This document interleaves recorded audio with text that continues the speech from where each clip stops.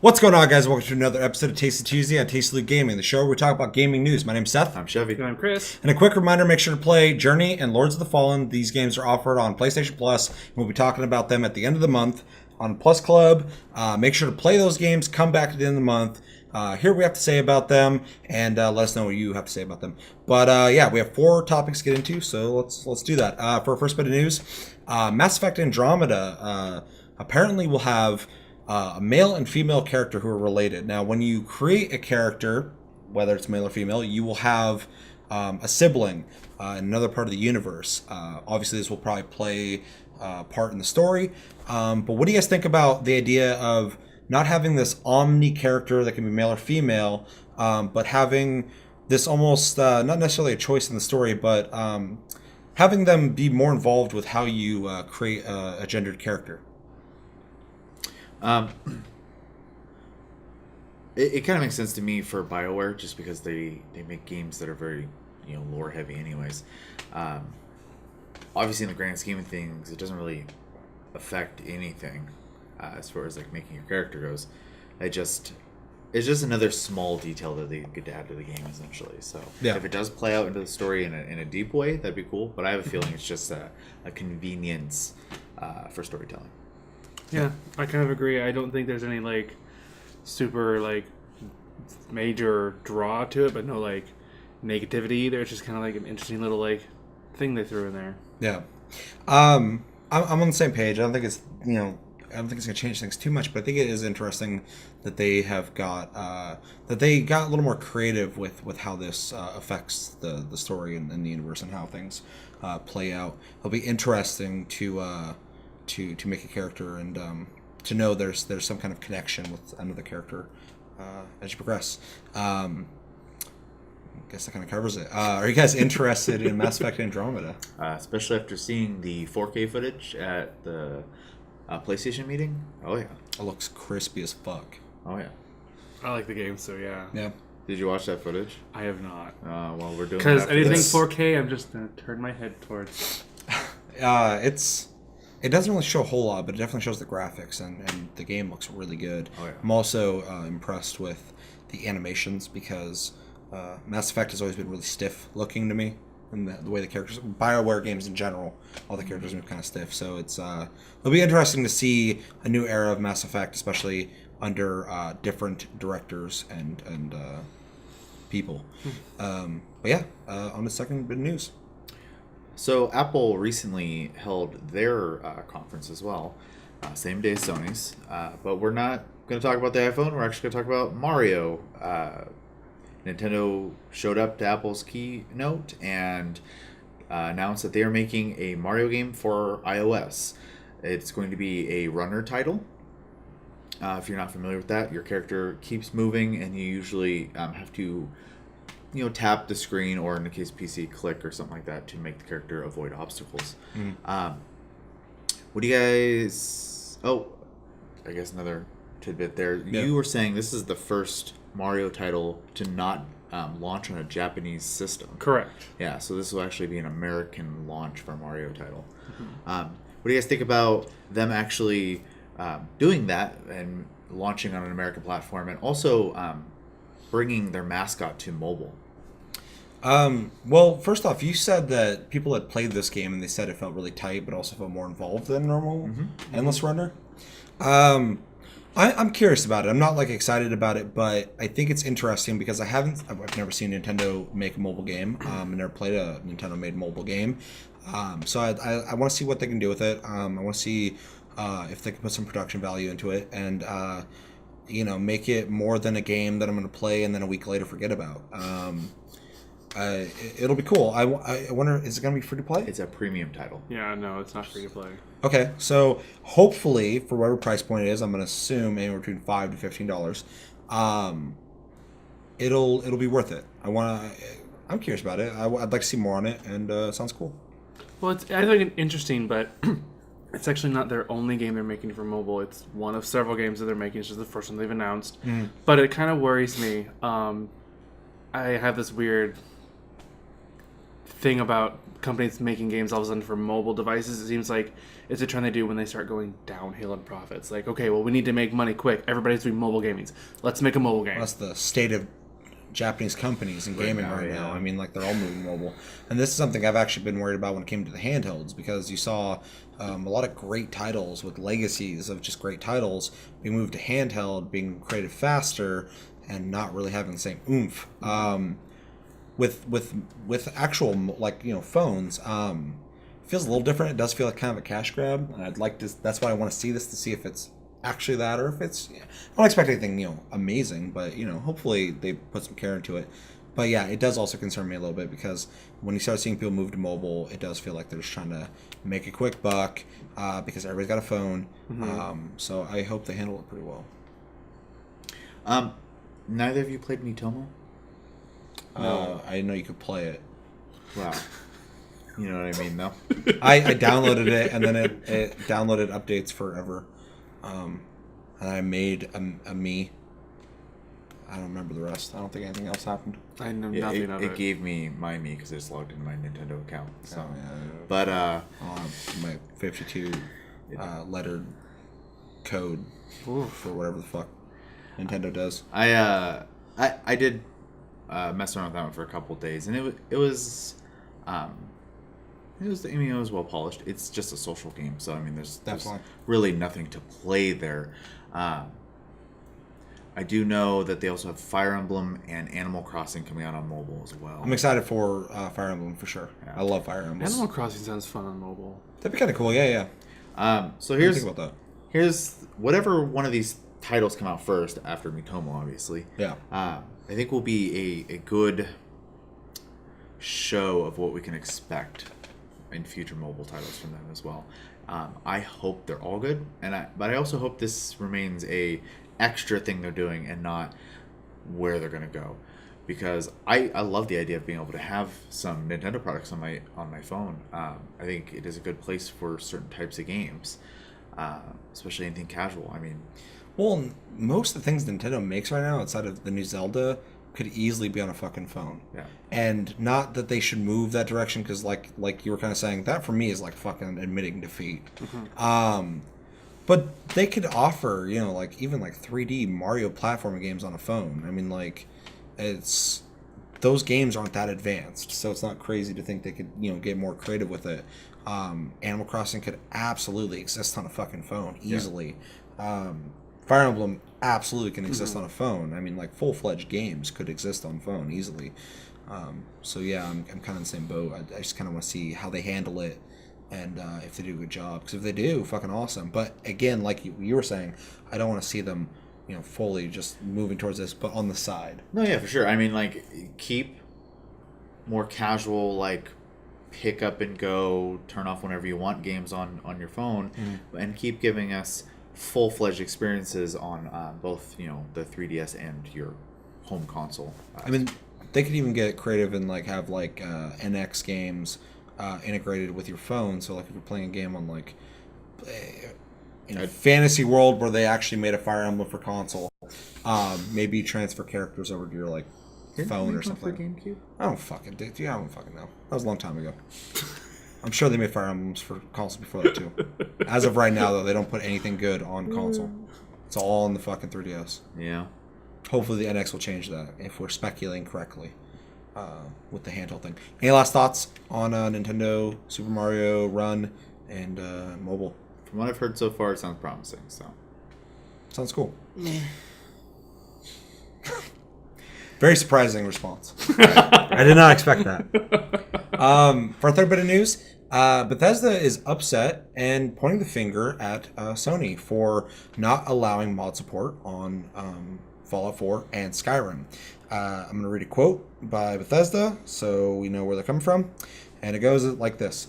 After months of discussion with Sony, we regret to say that while we have long been ready to offer mod support for PlayStation 4, Sony has informed us they will not approve user mods the way they should work, where users can do anything they want for either Fallout 4 or Skyrim Special Edition.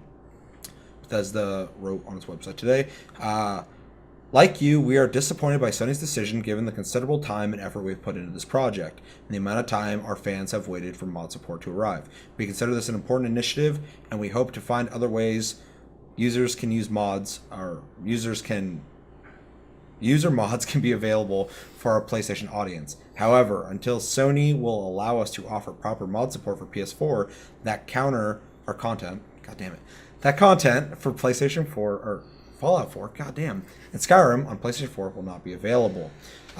It's also worth noting that mod support has already been released on Xbox One. It's been out for a little bit. So what do you guys think about why Sony's doing this? What do you think about that not being offered to PlayStation 4 players? And yeah. I guarantee the reason that this isn't going the way they want to is because they probably want complete freedom, and Sony is a stickler for the certification process. As we've seen with Warframe updates. Which we've seen with Warframe specifically is a good one. This, honestly, it's... I can't point a finger at a bad guy here. I understand both sides of this here. You have Bethesda who wants to do things their way, the way they've done on PC forever, but this is not a PC. Consoles don't work that way. I think it would be good if Sony would lighten up, but I also understand that's the system they have in place, and they can't bend the rules for one person. Playing ball, yeah. So it wouldn't be a hard workaround to just release certified patch or clumps of mods. So, yeah. Thoughts? I come in the same boat as Chevy. I kind of see both sides of it. It's disappointing because that's pretty much all I ever do in those games is find mods that I find interesting to play the game with. Because they need them. They don't need them. They need them. They make it very interesting. But I can see, like, from my mind, it could also be, like, for Sony saying, like, they don't want to release any mods because then, like, what if a mod is corrupted and, fucks your system up? Then who's responsible there? And what if, a kid gets a hold of a mod where it makes everybody naked? And then who's responsible there? So I can see, like, they're kind of, like, protecting themselves. Mm-hmm. Yeah, I'm on the same page as you guys. It sucks because, obviously, the idea of mod support on consoles is really exciting. When I first heard that, I was like, holy shit, that's crazy. That's next level stuff because I haven't really seen that in any kind of, like, legitimate way. And it came out on Xbox One. People have been liking it. And the idea of that was just a really cool idea. But at the same time, Bethesda, because they are in talks with Sony, they know the way things work. And like I said before, Sony can't bend the rules just for them. I know it's disappointing for people who play these games. Play other games though; those games suck. But it sucks, but it makes complete sense. And like you were saying, they can't control the content, but also, if you allow open source like mods to be coming into the PS4, who's to say that couldn't be in some way used for nefarious purposes to mod the PS4 in general? There's just a lot of things that could go wrong in the situation, and not necessarily will go wrong. The Xbox One's doing just fine with it, but it just doesn't meet Sony's rules in the way they do things. And like I said, we've said, Warframe deals with it all the time. They want to release updates. They have to wait for them to get cleared, blah, blah, blah. It sucks. It sucks for anyone who plays these games and wants those mods, and hopefully they do find a way to do it, but I think it's going to be difficult. But it's just interesting how, like, they had to have known this. Well, the other thing that blows me away about that is every other company out there that has online games, Blizzard with Overwatch, Digital Extremes with Warframe, I mean, everybody... You don't just get to release your content all the time. Even Overwatch's updates happen on PC first, and then they do a certification process for their consoles. I mean, that's how they all do it. Like, just modify the way it works for your PlayStation audience. Yeah, it takes more resources, but you want to offer that feature. Don't just point the finger at someone. Figure it out. Work with them. What do you guys think about that? Actually, I'm thinking about that now. Like, obviously, like I said before, they had to have known this. And I know they're going to be dealing with disappointed fans. I think it's kind of shitty for them to be like, it's Sony's fault. Like, going into this, they knew this was going to happen. Yeah. And now they're saying, oh, people are going to be pissed. that this isn't coming out the way we wanted it to, blame Sony. If you guys are pissed, complain to them. Do you think it's kind of I don't know, kind of fucking shitty? It is shitty. It's like when an actor is in a movie and the movie bombs, and most of the time no one has anything negative to say, but occasionally you get that occasional actor who's like, oh, well, it's blah blah blah's fault. That's a big, you don't do that. Well, and that affects actors a lot more, because then directors are like, I don't want to work with that guy because fucking throw me under the bus. Why would Sony want to play nice with Bethesda if Bethesda's going to be like, didn't get their way, and now they're like, you guys, Sony fucked up. That's how I feel about it. What do you think about that? I don't know. I don't quite. I using your actor and movie analogy, it's more of like the actor is on the set filming the movie and things aren't going as they planned. So they either have the choice to walk out of the movie or making the movie and lose that profit, or they can complain, but they don't have really much control over it. Which it's hard because it's what Bethesda does. They let you mod their games, and yeah, Sony has, the certification process, but I would imagine that they would come meet like some sort of fucking middle road with each other. We're like, okay, we're gonna put these mods out. They're gonna have to be certified before they can be released. Plain and simple. It's not that hard. Yeah. Well, yeah, that's another thing too. Is like, if they did go through with the mod thing, why couldn't they just just wait for the certification every month? Like, oh, here's some of the new mods. Here's some of the new mods. Just do a batch every month. Yeah. I think that could work, and I think they should maybe look into that. I mean, shit. Sony does updates, I think, every Tuesday. You can do fucking mods every week if you really wanted to. Yeah, I think Bethesda just really wanted that just open, free. Here's some new mods, stuff like that. Right. I think there's definitely room there to work with, but overall, it's just really surprising to see Bethesda so quickly. Just be like, oh, they fucked us. Any last thoughts on this particular topic? Nope. Play it on PC. Yeah, I agree. If you want to mod stuff, it is, like I said, it's really exciting. It's a really neat idea to think about modding on console. But if you are really into mods, or you're curious about them, you're probably already on PC because you have more freedom anyway. Or you should probably get on PC for mod support. I mean, that's how it's been for so long. I'm not saying it can't change, but It's always been the defining factor. It's tried and true there. It works. It has for a long time. It's super easy on PC nowadays. On to the last topic. So the PlayStation meeting happened, and as I'm sure most of you have heard by now, Sony announced officially their PlayStation 4 Slim and the PlayStation 4 Pro, which was previously known as codename Neo. Small little details on these right now. The Slim is literally just a smaller version of the current, and is actually going to be replacing the current PlayStation 4. I believe it's going to be retail $299 USD, and then the Pro is going to come out November 10th, I believe. At USD $399, and is going to support 4K gameplay, HDR, and it's boasting twice the GPU, improved CPU performance, and 1 terabyte hard drive. I think it's worth noting as well, though, that HDR is supposed to come out on all standard PS4 as well. Yeah. Now, this is a big topic that we can talk about for a while, and we are, in fact, going to talk about it on the Tastecast this Friday. So if you want a more in-depth conversation on that, tune in on Friday. But real quickly, what I want from you guys is just your brief impressions of it. Are you interested in either of them? Do you see a place for either of them? Let's start with... We all know how Chris feels about Slim systems. Yeah. We already know how that goes. As far as the Pro goes, I don't know. I don't own a 4K TV. I'm not going to go out there and spend the money on one. You don't have to. They stated that the HDR is going to be a part of the firmware update 4.0 and will actually help 1080p TVs as well. So that is part of this initiative as well. Okay. Well, so you're getting some. My PS4 runs just fine. Okay. It does. I think it's also worth noting real quick that most of the features that are on the PlayStation 4 Pro are also on the Xbox One S, which is now just the Xbox One, which is interesting, aside from the GPU's performance and the CPU performance. I'm none of this is really that new to me. All this has been speculated. I'm still in the same boat that I was before. I want one.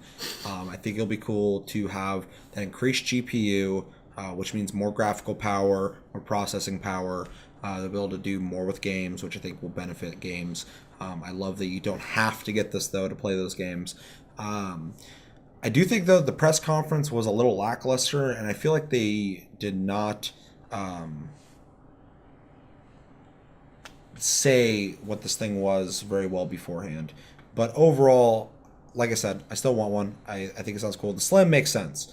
I'm not in the boat for that at all. Obviously, that's great for people who want to get into PS4 at a cheaper price point. Yep. That's awesome. Slims are always great if you're in the market for that. It doesn't affect people who already have it.